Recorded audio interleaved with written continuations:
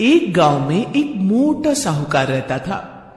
वो बहुत आलसी और बेईमान था। दिन भर अपनी दुकान पर बैठा नौकरों पर हुक्म चलाता और ग्राहकों को सामान को कम तौल के देता। बाबूजी 2 किलो आटा दे दीजिए। अरे दीनू, जरा इस हरिया के लिए आटा तो तौल दे। जी सरकार। अरे अरे, ये क्या कर रहा है? पूरी दुकान इसे दे देगा क्या? अरे पर सेठ जी, मैंने तो 2 ही किलो। मुझसे जुबान लड़ाता है? कल से काम पर मत आना।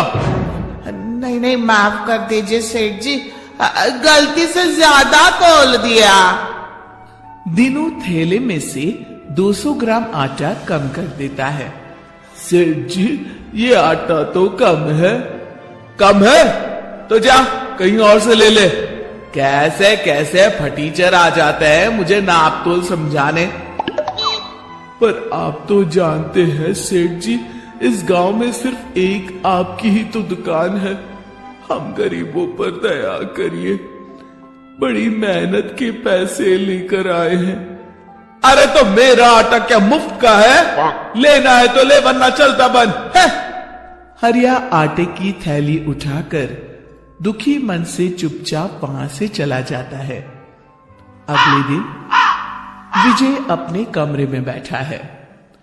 अरे मोहन, तुम आओ आओ। भाग्यवान, सुनती हो?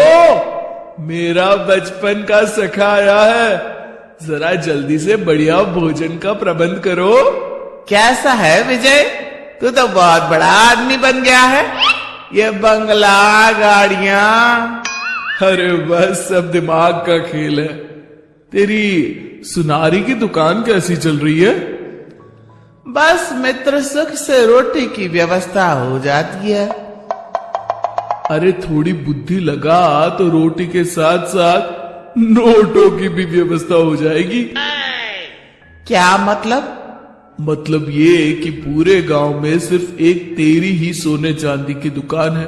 अगर तू थोड़े नुकसान में भी लोगों को सामान देगा तो उन्हें तो लेना ही पड़ेगा ना, वरना बार बार खरीदारी करने शहर जाना पड़ेगा। तो तू ज्यादा कीमत में कम सामान दिया कर। हाँ। अरे भाई, ये तो बेईमानी हुई। अरे तो तू ईमानदारी से कौन सा कलेक्टर बन गया? हाँ, ये देख, जरा सी बेईमानी ने मेरे घर का नक्शा ही बदल दिया। नहीं नहीं मित्र, ऐसे पैसे तो आ भी जाएंगे तो साथ में बददुआ लेकर आएंगे। किसी के मेहनत की कमाई को मैं ऐसे बेईमानी से नहीं हड़प सकता। तो अपने ईमान की चटनी बना और जिंदगी भर उससे रूखी रोटी खा। ऐसी बात नहीं है मित्र, मेरी मानो तो तुम भी ये सब काम छोड़ दो, वरना एक दिन पछताना पड़ेगा। तभी विजय की पत्नी खाना लेकर आती है। रहने दीजिए भाभी, इस पाप के 56 भोग के आगे मेरी मेहनत की रूखी रोटी ही भली है। मैं चलता हूं। कुछ दिन बाद विजय के घर इनकम टैक्स की रेड पड़ जाती है।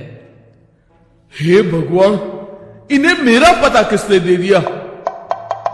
तुमने पिछले 10 सालों से इनकम टैक्स जमा नहीं किया है। तुम्हारी दुकान, जमीन, जायदाद सब जब्त किया जाता है। हाय, मैं तो बर्बाद हो गया। विजय की दुकान और बंगले पर ताला लग जाता है। वो झोपड़ी में रहने पर मजबूर हो जाता है। देखिए जी, ये कुछ गहने हैं, मेरी माँ ने दिए थे और मैंने ना इन्हें बगीचे में छुपा दिए थे। आप इन्हें बेचकर कुछ पैसे ले लीजिए और शहर जाकर कोई नया धंधा कर लीजिए। ठीक है भगवान, कल ही जाता हूं। विजय अगले दिन मोहन की दुकान पर पहुंचता है। विजय तुम? अरे ये क्या खस्ता हाल बना रखा है मित्र। अरे क्या बताऊं तुमसे, जाने किसकी बुरी नजर लग गई, सब चौपट हो गया। खैर ये कुछ गहने हैं, 8-9 तोला सोना होगा। मुझे इसके बदले पैसे दे दो, कुछ नया इंतजाम करता हूं। वो तो ठीक है, पर मैं तुम्हें 5 तोले के ही पैसे दूंगा। क्या? तुम्ही ने तो सिखाया है मित्र। अरे पर अभी मेरे बहुत बुरे दिन है, ले देकर बस यही गहने बचे हैं मेरे पास। ये सब सोचूंगा तो पैसे कब कमाऊंगा, तुम ही समझा रहे थे ना। ठीक है, जितना मुनासिब समझो दे दो। विजय 5 तोले के पैसे लेकर दुखी होता हुआ शहर की